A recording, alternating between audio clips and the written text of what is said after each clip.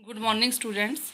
हम पढ़ रहे हैं इसका अकाउंटेंसी का third chapter reconstitution of partnership, जिसमें हमने कुछ एडजस्टमेंट की थी।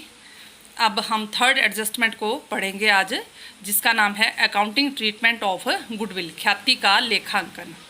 अब गुडविल क्या होती है इसके बारे में बाद में बताएंगे आपको। आपने +1 में भी पढ़ा होगा गुडविल क्या होती है।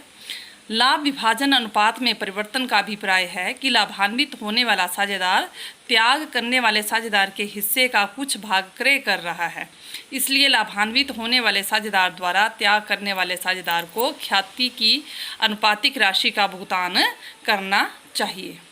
इसका अर्थ ये हुआ कि जब लाभ विभाजन अनुपात में प्रॉफिट शेयरिंग रेशो जब पार्टनर्स की चेंज होती है, जब रिकॉन्स्टिट्यूशन ऑफ बिजनेस फर्म होता है, यानी कि लाभ विभाजन अनुपात में साझेदार परिवर्तन करते हैं, तो जिस साझेदार को प्रॉफिट होता है, लाभान्वित होता है जो साझेदार, वो त्याग करने वाले जो सेक्रीफाइस करता है साझेदार, उसका कुछ भाग जो है वो खरीद लेता है, क्रय कर लेता है, परचेज कर लेता है।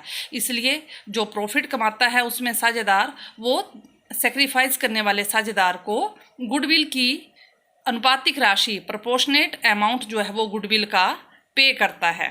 जैसे अब अगर आपको ये समझ ना आया हो तो इस न्यूमेरिकल में हम जब प्रैक्टिकल करेंगे तो आपको क्लियर हो जाएगा। जैसे A and B were partner in A firm sharing profit in the ratio of 3:2। A और B एक फर्म में साझेदार हैं जो 3:2 में अपना प्रॉफिट शेयर करते हैं।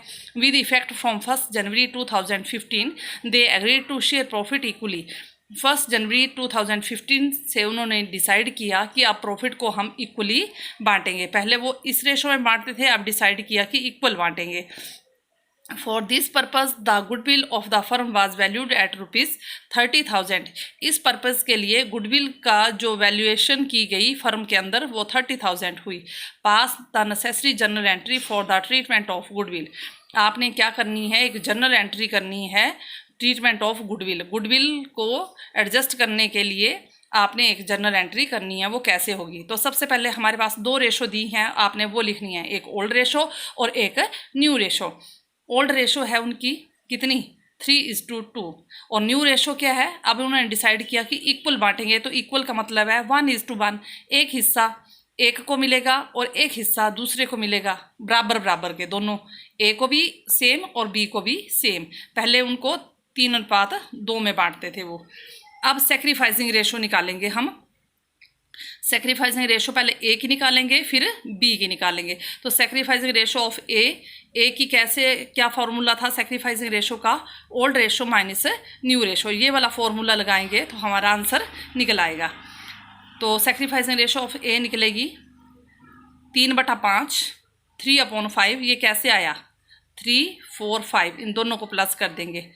3/5 माइनस सेम ऐसे इसका, ये ओल्ड रेशो आ गई, माइनस न्यू रेशो 1/2। 1 और 1 कितने हो गए, 2, 1/2। एलसीएम निकाला इनका, कितना आ गया, 10।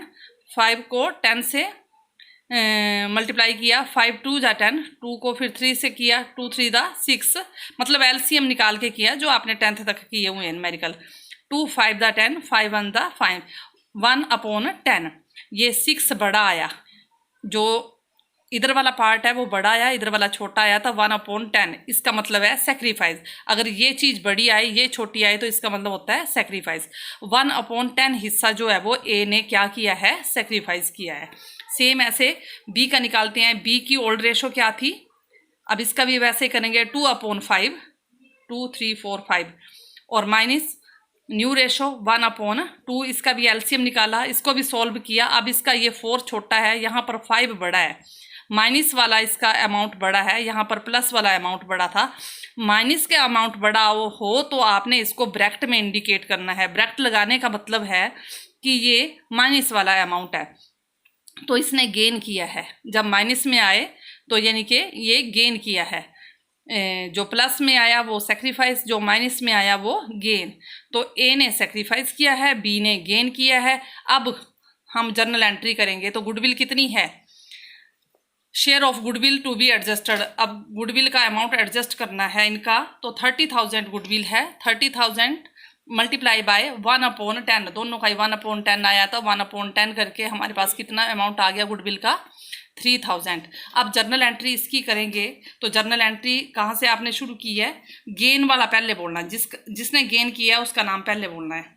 तो गेन किया है बी ने, तो एंट्री होगी आपकी B's capital account debit to A's capital account, दोनों के नाम आएंगे, लेकिन बी का जिसने गेन किया है वो पहले आएगा और जिसने सेक्रीफाइस किया वो बाद में आएगा।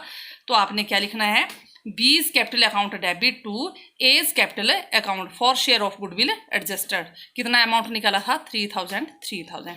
तो ये इस तरह से आपने गुडविल की ट्रीटमेंट कर दी। ओल्ड रेशो, न्यू रेशो, फिर सेक्रीफाइस और गेन निकाल लेंगे और फिर गेनिंग रेशो से जो है वो एंट्री होगी, जिसने गेन किया उसका नाम पहले और जिसने सेक्रीफाइस किया उसका नाम बाद में। तो ये क्वेश्चन था। अब सेम ऐसा क्वेश्चन मैं घर में करने को देती हूँ, अगर नहीं आएगा तो आपने मुझे बताना है, मैं फिर कल समझाऊंगी करके आपको। तो ये क्वेश्चन जो है वो आपने घर में करके बताना है, मुझे घर से करके बताना है ये वाला।